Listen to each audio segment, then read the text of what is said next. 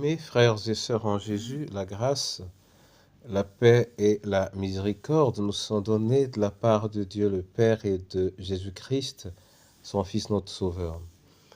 Amen. C'est une grâce pour toi, c'est une grâce pour moi d'être debout aujourd'hui et de pouvoir écouter, de pouvoir entendre la parole de Dieu.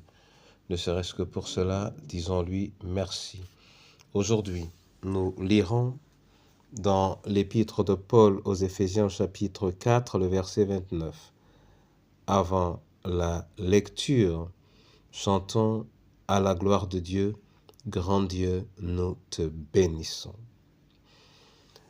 Grand Dieu, nous te bénissons, nous célébrons tes louanges.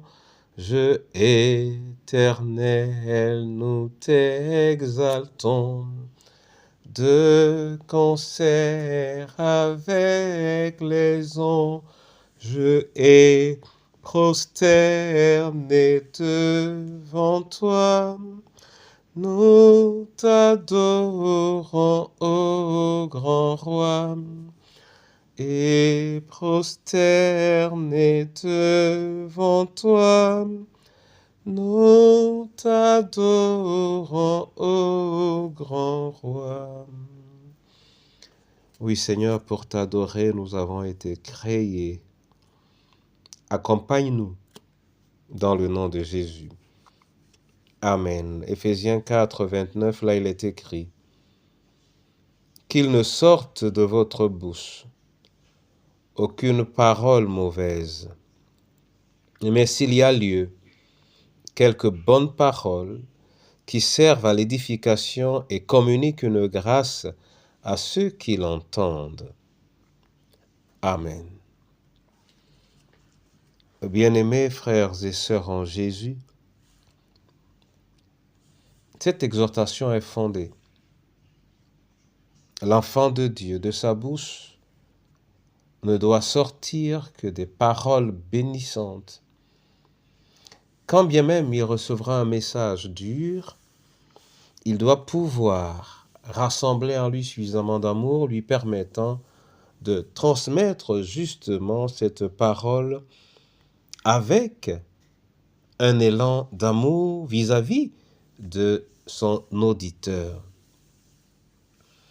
Cela n'est pas toujours aisé, étant entendu que parfois nos auditeurs sont ceux qui, le plus souvent, nous font du mal, nous parlent mal, je pourrais même dire nous insultent.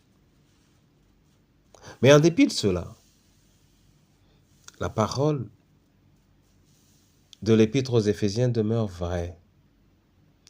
Que faut-il donc faire pour pouvoir toujours avoir de l'amour dans le message que nous avons à transmettre, quel que soit ce que nous avons reçu de la part de celui qui nous a fait mal?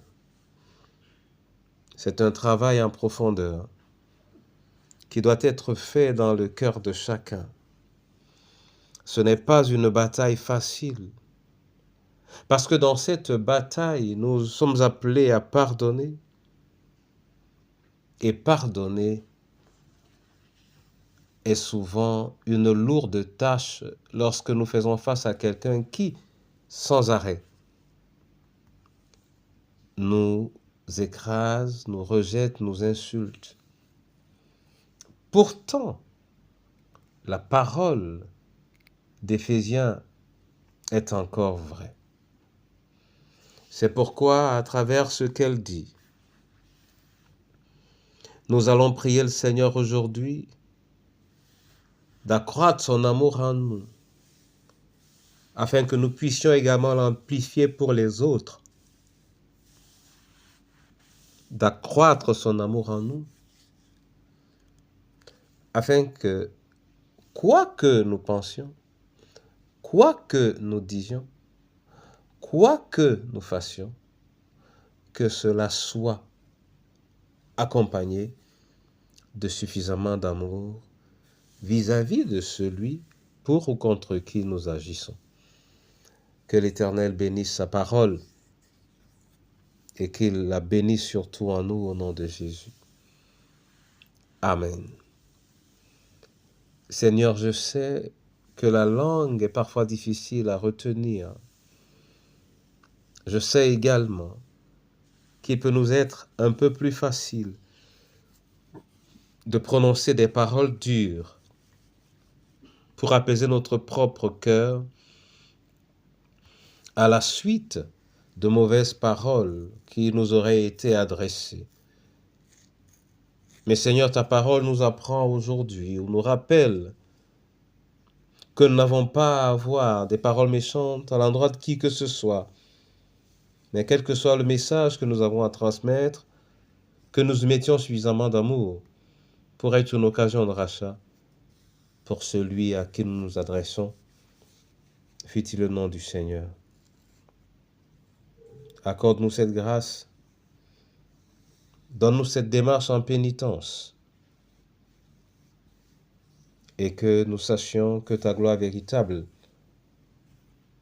est ce qui nous rend capables d'agir selon ta volonté. Regarde aux prisonniers, regarde Seigneur aux malades, regarde à chacune de nos familles, regarde à ceux qui sont esselés, aux veuves et orphelins, regarde également aux parents qui ont perdu un enfant. Ton Église entre tes mains, Seigneur, fais quelque chose pour qu'elle soit ce qu'elle est appelée à être, ton Église à toi, et non l'Église de qui d'autre que ce soit. Au nom de Jésus, je te prie. Amen.